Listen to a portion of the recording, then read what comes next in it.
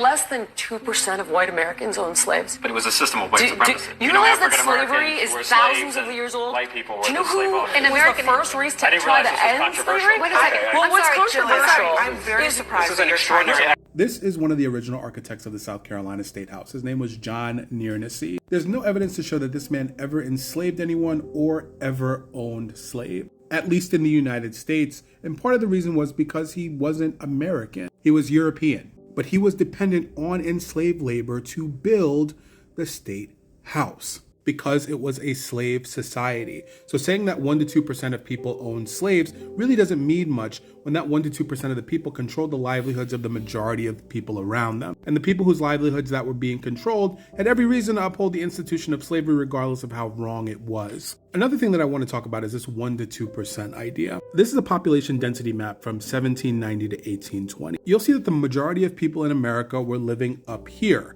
in this corner, the Northeast. Places like New York, New Jersey, Philadelphia, Connecticut, Boston. You'll even look further down and you'll see people were living in places like Baltimore as well. Most of those places had one thing in common. The majority of them were free states. So if you're saying something like 1 to 2% of the population owned slaves, you have to remember that the majority of the population in America at the time was living somewhere where there wasn't much slavery at all. Also, one of the main purposes of slavery, of enslavement, was cultivating land. There was a ton of land in the South, and there was more industry in the North. Places like New York, New Jersey, Connecticut, while they did have some instances of enslavement, it wasn't necessarily a need because of the industry that they had up there. And of course, there were a ton of environmental factors that went into that as well. The South has a warmer climate, better to cultivate things like cotton, indigo, etc., etc., etc. But when you break it down and you show the amount of people in the South that owned enslaved people, you get a different story. In South Carolina, you'll see in the 1860s, 45% of families owned slaves, at least one. In places like Mississippi, it was almost 50%. In North Carolina, it was almost 30%.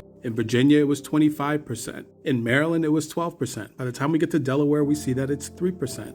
When you hear people like Jillian Michaels spew nonsense and ignorance, you really have to pick it apart. Because if you say only 1 to 2% of Americans enslaved people, it makes it sound like the Civil War was fought over nothing.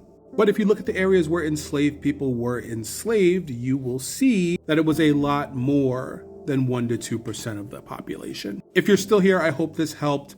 Like and follow for more.